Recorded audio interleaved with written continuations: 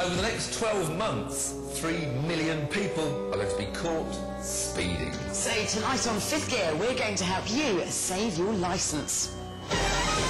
Because, like it or not, we are a nation of speeders, no matter what we drive. David Beckham was caught doing 76 in a 50, escaping the paparazzi. Can you imagine being towed at more than a ton? Well, it happened. Police found Ozzie Griffiths, the man being towed, shaking like a leaf. And remember the reliant Robin driver who was pursued by 4 police cars? They didn't really have a chance.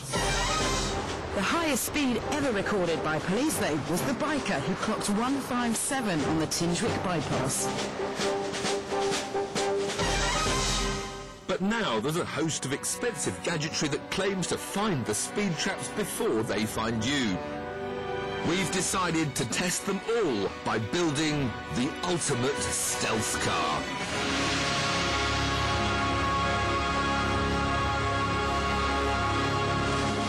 And when we've armed this Volvo T5 to the teeth with all the very best devices, we'll be giving it away in a competition to one of you. So you better keep watching. We're making the ultimate stealth car. Our Volvo 850 is the perfect starting point. The 150-mile-an-hour T5 was a police favourite. In Night Stalker Black, it's ideal for covert mile munching. This one has a unique pedigree.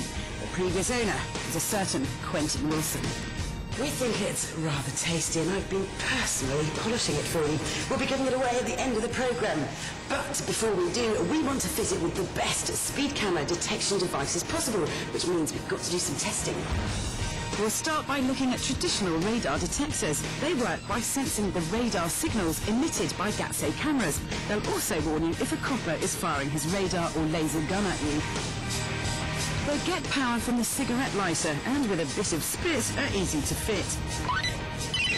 Laser alert. Time to test our stealth kit in the real world. We'll start with the Beltronics Bell 550, about £300. But will it detect the camera? Oh, yes. At least 100 yards. God, it's even told me what band it is, K-band. At least 100 yards before the camera, we're being warned that it's active. Very impressive. The closer the camera, the bigger the number. But it's not long before the beeps become annoying. It's all right, I know now. Yes. Thank you. Oh, I'm finished. Stop. Our next test was the Speed Cheater, £200 and elegantly concealed in a driving mirror. Right, I've got my cheetah mirror attached. I rather like it. It's already alerting me well before the Beltronics did. I really like the fact that the mirror, the dash is left uncluttered, and it obviously operates with plenty of warning for the camera ahead. So the Speed Cheater had a price and slight performance advantage, but we also wanted to test these detectors with a laser gun. The bell beeped straight away, but disappointingly the Speed Cheater remained silent. The company assures us they're working on it. Of course, you may think it's pointless detecting speed guns anyway. By the time your device warns you, the police have already clocked your speed. Well, with the help of expert Steve Warren, who has some 9 years testing experience, we discovered that the bell could detect his laser gun even if he wasn't directly targeting me. Laser alert. Now, even though Steve was pointing the laser 2 cars in front of mine, I'm picking up some laser scatter, which would give me enough warning to slow down if I was speeding. But there are 2 major problems with these gadgets. The first is that they cry wolf. Now, the only trouble with these radar detectors is that when you get into a town centre, lots of other things can set them off and put you on edge all the time. Certainly no cameras around here. At least it's and I spoke too soon. We went past Waitrose and off it goes. The sensors over automatic doors will often give you a false alarm, which is very annoying. The other problem is that these detectors don't spot infrared TrueFlow cameras or the digital specs devices that average your speed over a distance. To be warned about those things as well, you need a new type of system.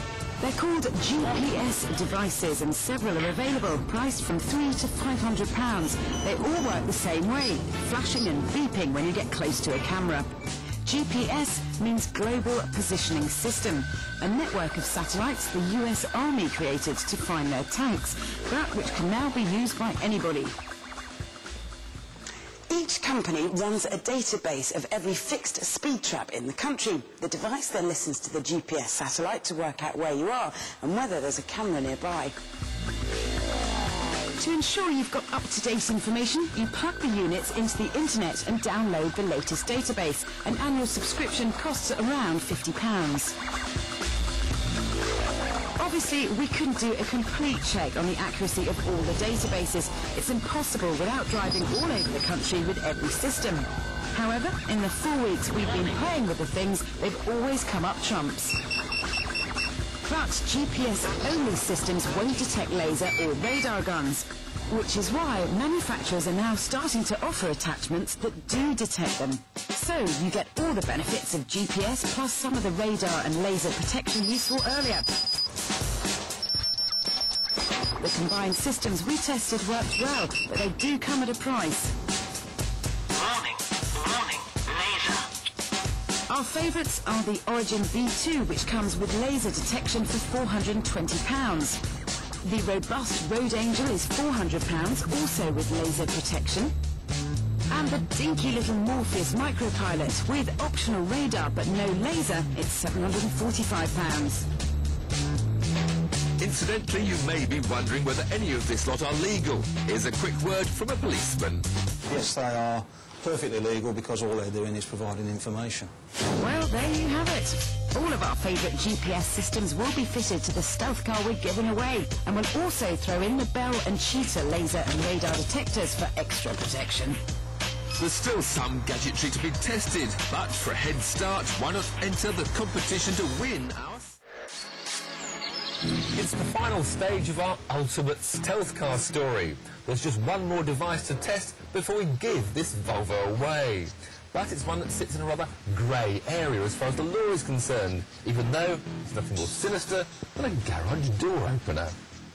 We know the police can fire a laser gun straight at you to take a speed reading. Even if your detector goes mad, it's too late to avoid the points, as the police already have your speed. But our next gadget could change things. You fit this small device into the front of your car, and when it receives the laser beam from your garage doors, it sends back its own beam to recognise that fact. Unfortunately, the beam it sends jams police lasers and makes it impossible for them to check your speed.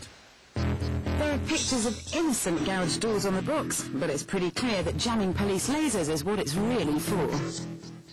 Now, Steve, these aren't simple devices just plug in and stick on the dashboard. No, you have to have a reasonable idea of auto electrics. There's a lot of wiring to play with, and take some time because... Well, where are we going to put it then? Well, the common place is underneath the number plate. So you would typically mount this unit up under here, so it just looks out underneath the number plate, so it's as discreet as you can get it. Well, you could cut a hole in your bumper, I presume. If you want to be more trick, then you could take out a centre of the grille and pop it in between there. You need to fit it discreetly and out the way. You don't want the unit stolen.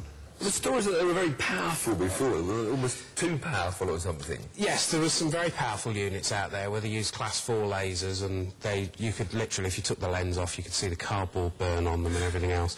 They've made them more eye-safe, as they like to call it now. Eye-safe or not, I still left the fitting to Steve. It's crucial to get it level. Steve told us he's seen loads that are rendered useless by being fitted upside down or pointing to the sky. So, after an hour of wrestling with the loom, did it actually work? I took to the road and we armed VBH with a laser gun. 16 miles an hour, mate! Right, around the corner. I feel exceptionally powerful with this tool. I can see the little minx ahead of me. She's aiming. So I've got my red spot onto his number plate. Oh, there goes the beat. She's hitting me, but I'm jamming her. A little reading. Minx! I knew I wasn't speeding anyway, of course, so keep up the good work, Vix. Trapped! All the gun displayed was an E04 error code, which means the jammer works. So you don't arouse police suspicions, the jammer then automatically switches off, allowing you to slow down to a legal speed by the time the police take a second reading. It's 350 quid, but if you get pulled and Plod spots it, beware. It would be up to the driver to persuade a court of law that he had them for an innocent purpose. If he could not prove that, then he would be prosecuted for obstruction. To keep the lawyers happy, we're not going to give the jammer away. Don't